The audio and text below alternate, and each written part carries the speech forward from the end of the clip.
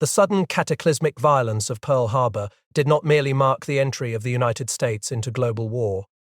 It triggered a profound internal conflict. The attack exposed deep fault lines within the American identity.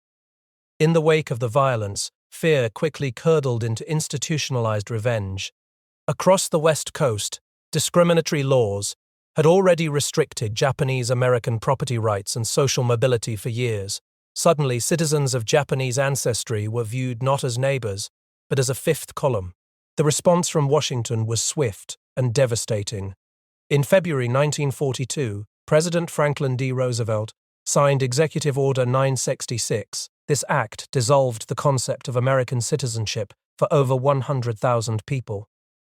Families were given days, sometimes hours, to liquidate their lives. They were forced to sell businesses, farms, and homes for pennies on the dollar. They were then forcibly removed to desolate, prison-like camps scattered across the interior wastelands. These camps included Manzanar, Poston, and the notorious Tule Lake. The press amplified the xenophobia. Editorials demanded Japanese Americans be swept so far inland that we can forget about them for the duration.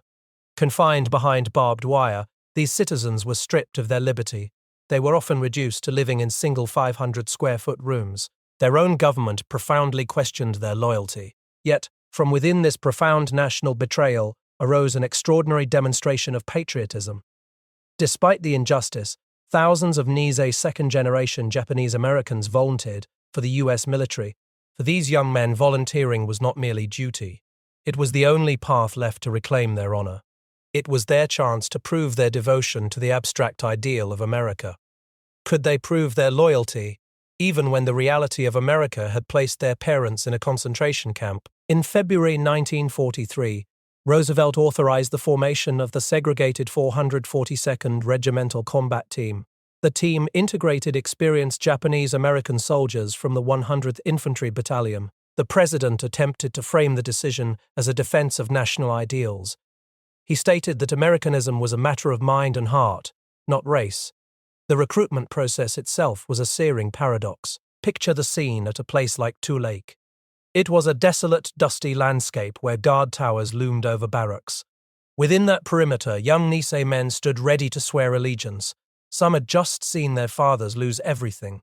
They pledged loyalty to the very nation that held their families captive. For the mainland Nisei, the emotional weight was immense.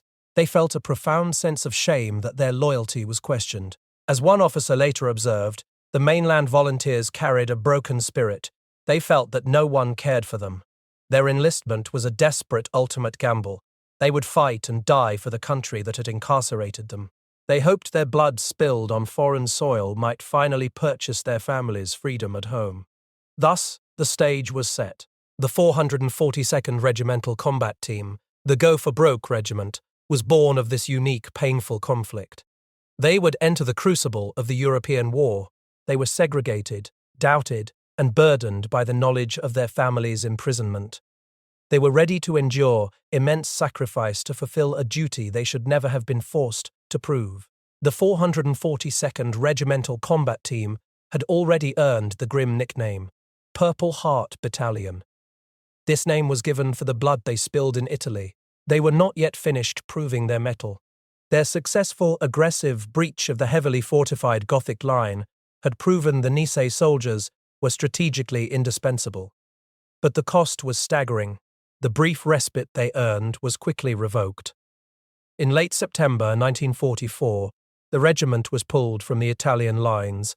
They were transported north in cramped, wet boxcars. They detrained near Epinal, France. They were now attached to the U.S. 7th Army's V Armies V Armies. Their immediate superior was Major General John Dahlquist, commander of the 36th Infantry Division. Dahlquist was a complex and, to many, a deeply flawed leader. His ambition was legendary. However, his strategic judgment had been clouded by missteps, dating back to Operation Dragoon, the invasion of southern France. During the landings, Dahlquist famously left his command post to climb a seaside outcrop. He wanted to observe the action. This rendered him incommunicado.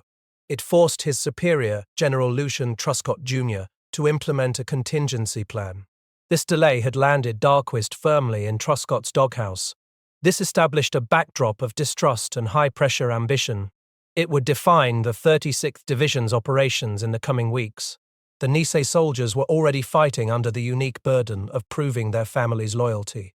Their assignment under a commander known for strategic miscalculation was a dangerous omen. The mission was to push through the Vosges Mountains. This 90-mile range was ordered held at all costs by Adolf Hitler. Hitler wanted to delay the Allied advance toward the German border. The terrain itself was the Germans' greatest ally. The 442nd plunged into a world of bone-chilling rain, dense forest, and steep, muddy slopes. These slopes often reached 40 to 45 degrees. The Germans utilized this cover to wage a brutal war of attrition.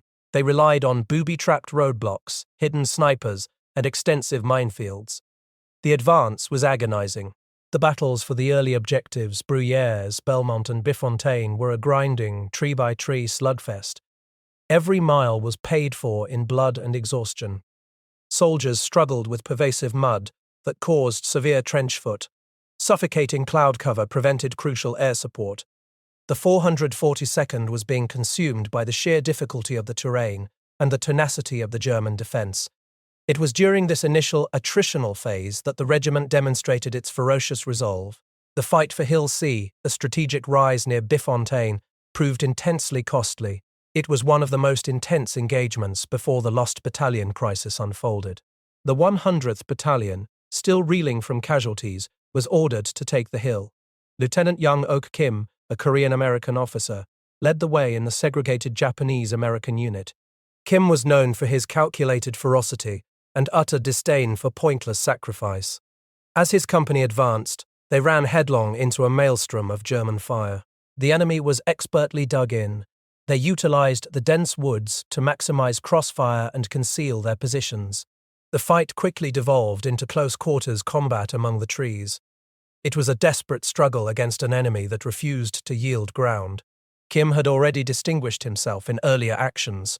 He directed his men with precision and courage. He would crawl ahead of his own troops, identifying enemy machine gun nests and mortar positions. He then used his radio to call in artillery fire. This fire was often dangerously close to his own perimeter, but it suppressed the German strongholds. The attritional cost was devastating. The forest floor was soon littered with the dead and wounded. The air reeked of gunpowder and wet earth. Kim's men fought with a desperate, intimate knowledge of the enemy. They advanced only when absolutely necessary. They refused to be drawn into a suicidal charge. At one point, command ordered the exhausted 100th Battalion to withdraw from the contested position. Kim was disgusted by the retreat. He knew the cost of ceding hard-won ground. He vehemently argued against the order over the radio. He understood the strategic necessity of Hill C.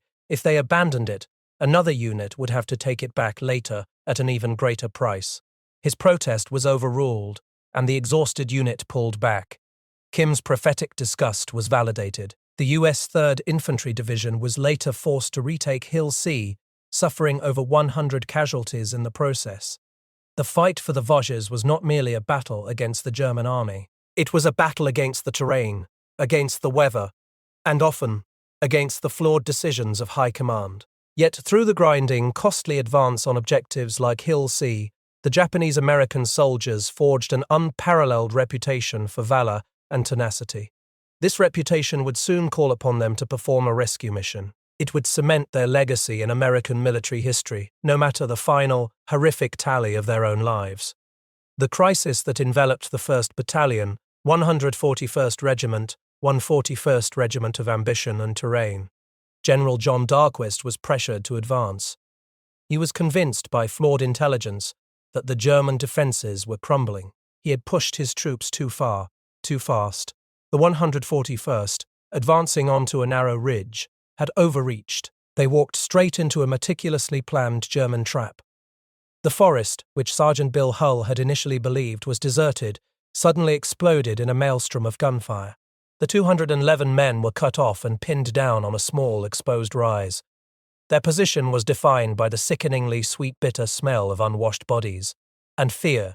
They had gone 4 days without food, surviving on muddy seepage. Their uniforms were caked in grey-green filth, while the Vosges wind cut like glass.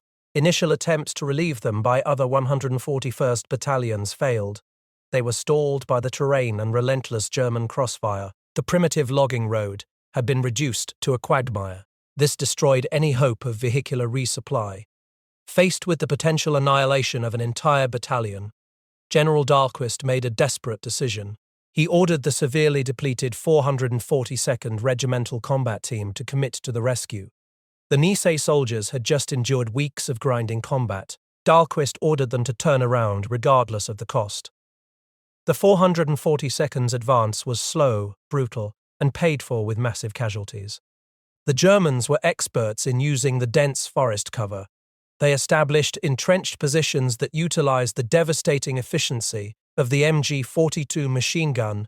It was dubbed Hitler's bone saw for its terrifying rate of fire. The Nisei soldiers were forced into predictable single-file lines on the slick trails. This made them easy targets for snipers and machine gunners. The primary obstacle was a massive roadblock at Col de la Croisette. It was a barricade of dozens of felled trees, 3 feet thick, interlaced and protected by mines and artillery.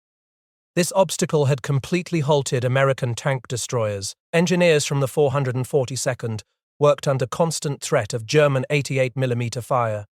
They risked their lives to clear the obstruction. They utilized hooks, cables, and controlled detonations to slowly carve a path forward. Compounding the bloodshed on the ground was the toxic friction at the top of the command structure. General Dahlquist was physically detached from the front lines and agitated by the slow progress. He issued orders that bordered on suicidal on October 29th. He ordered the 522nd Field Artillery Battalion to fire on coordinates 345, 573. This was the known center of the surrounded 141st's perimeter. Forward observer Captain Moyer Harris and Lieutenant Colonel Bayer Harrison flatly refused the order. They knew it would result in the mass slaughter of the very men they were trying to save. Dahlquist's reckless demands continued. He ordered Lieutenant Allen Otter of the 100 Battalion to execute a straight bayonet charge up the heavily defended Hill 617 in broad daylight. Otter realized the futility of the command. He directly refused, stating that he would rather be court-martialed than needlessly sacrifice his men. He promised to take the hill our way. Similarly, when Dahlquist confronted Lieutenant Colonel Alfred Pursall, commander of the 3rd Battalion, demanding a frontal assault, Pursall fiercely defended his troops. He told the general, "You can go to hell. These are my boys you're trying to kill," he asserted. Pursall then led a determined final push that defied the suicidal order. Even logistical efforts failed with tragic irony.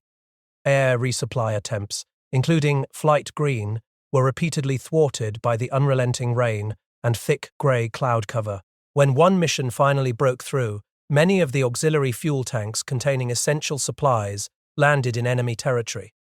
The supplies effectively resupplied the Germans. In a further tragedy, Major John Leonard, leading one of the resupply flights, was killed. His aircraft was shot down by friendly American anti-aircraft fire. The breakthrough, when it finally came on the misty morning of October 30th, was a result of sheer individual tenacity. Private Barney Hajiro was driven by a hollow, aching rage. He had witnessed his friend Takesu Onega fatally wounded while saving another man. Hajiro charged relentlessly into German fire. He wiped out pockets of resistance and refused to take prisoners. He was consumed by the need to cut them down. The final link-up was orchestrated by Colonel Pursall. He ordered Sergeant Takahashi Senzaki to lead a 9-man patrol. Their mission was to follow the crucial black communications wire. This wire was the only physical link to the outside world. Moving cautiously along the logging road, Scouts Mutt Sakamoto and Henry Nakada encountered Technical Sergeant Edward Guy from the 141st.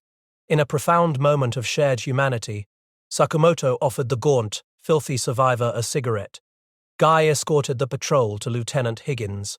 Higgins was wrapped in a shelter half utterly exhausted from a week of fighting and drinking polluted water. Shortly after, Company K arrived at the position. The survivors of the 141st, emerging from their cave-like foxholes, were relieved but in no mood for any celebration. Lieutenant Higgins later recounted that the Nisei soldiers despite their own exhaustion, looked like giants to us. At 09:15 on October 31st, the 141st began their march out. Approximately 108 men of the original trapped force were loaded onto trucks. They finally received their first hot meal in Dakemont by noon. The immediate cost of this profound act of duty was staggering. The rescue of the 211 men of the Lost Battalion cost the 442nd Regimental Combat Team over 330 casualties. This included 54 killed and 156 wounded in the final days of the operation alone. In total, the 442nd suffered over 800 casualties in the brutal October campaign. The Nisei soldiers had not only saved their fellow Americans, they had done so while defying reckless orders from high command. They cemented their reputation for bravery, loyalty, and an unyielding commitment to their comrades, regardless of the price. The 442nd Regimental Combat Team was not permitted rest after demonstrating their unrelenting ferocity in the French Vosges. Following a grueling transfer, they were thrust back into the Italian campaign in the spring of 1945. They were tasked with breaching the German Gothic Line, an objective that had stalled the entire Allied advance. This was not merely a defensive position. It was a seemingly impregnable chain of fortifications built into the high, narrow ridgelines of the Apennine Mountains. In the final, furious months of the European War, the Nisei soldiers removed all insignia for secrecy. They executed a daring night climb up treacherous trails. They scaled mountains like Folgorito and Carchio. Their surprise assault was successful, breaking the line. This cemented the 442nd's reputation as a military force without equal.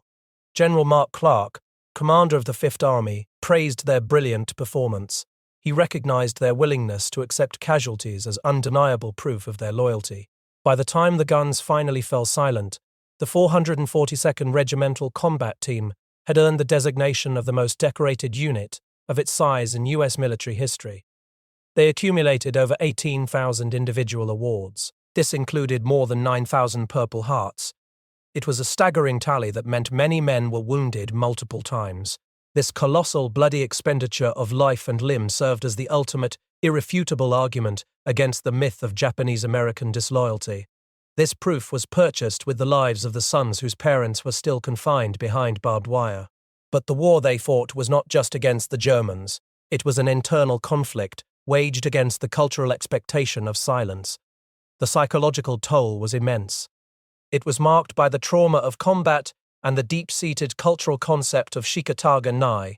This phrase means, "it cannot be helped." It was a fatalistic acceptance that often masked profound pain. Veterans returned home carrying physical scars of shrapnel and the dark, weeping tissue of severe trench foot. They also carried an unseen burden. Kenji Ego, decades later, attempted to record his testimony. He found that a dam deep inside broke, releasing a torrent of pain. Young Oak Kim, the hero of the 100 Battalion, reflected that his memories of France still showed the bitterness burnt deeply into my soul. The psychological wounds were often silent. They manifested in the vacant stares of men who had seen too much death. They became silent soldiers, unable or unwilling to articulate the horrors they had witnessed. The struggle for recognition was far from over. Despite President Harry Truman's powerful declaration in 1946 that Americanism was a matter of the heart, prejudice still ran deep. The veterans sailed into New York Harbor as conquering heroes, but they returned to neighborhoods where they were still viewed with suspicion. The contrast between official ceremony and personal reality was jarring. While the Senior Army Decorations Board reviewed their countless acts of valor, systemic discrimination persisted. In Salt Lake City, Colonel Pursall's aide, Rudy Tokiwa, was confronted by bigots. He was only saved when a policeman intervened, threatening the attackers with his billy club. Returning home did not mean a return to normalcy or acceptance. It meant fighting a new, subtler war on the home front. Yet this post-war prejudice was met with powerful institutional defense and grassroots support. When the Fortwood American Legion removed Nisei GI names from a monument, Secretary of War Henry Stimson publicly condemned the act. Most importantly, influential military leaders who had witnessed the Nisei's courage firsthand became their fiercest advocates. General Joseph Stilwell, who knew the value of the 442nd's sacrifice, declared Nisei soldiers were better than average. He vowed to defend them, proposing the formation of a pickaxe club among veterans to physically prevent injustice against Japanese Americans. The long road to reconciliation stretched over decades. The initial recognition in the 1940s was slowly followed by a painful societal reckoning with the injustice of internment. The efforts of activists like Sandra Tanamachi and Kenneth Inada successfully led to the renaming of roads and landmarks that bore racial slurs. They cleansed the landscape of overt prejudice. The ultimate governmental acknowledgement came in 1988. President Ronald Reagan signed the Civil Liberties Act, authorizing redress for the survivors of internment. This act acknowledged the profound mistake of denying freedom to the families of soldiers who fought and died defending that very ideal abroad. Finally, the military corrected its record. On June 21, 2000, President Bill Clinton presented belated Medals of Honor to veterans. This included living recipients Barney Hajiro and George Sakato. Clinton noted that the Nisei did more than defend America. They helped define America at its best, he said. The final seal on this extraordinary legacy was placed in 2010. President Barack Obama signed legislation awarding the Congressional Gold Medal to all Japanese-American World War II veterans. It was a formal, long-delayed recognition of the extraordinary sacrifices made by the 442nd and the 100th Battalion. These were soldiers who had traded their liberty for the chance to prove their loyalty. In doing so, they secured their families' honor and fundamentally reshaped the American definition of patriotism. Their story remains a powerful testament to the fact that courage, duty, and sacrifice can eventually prevail over fear and prejudice,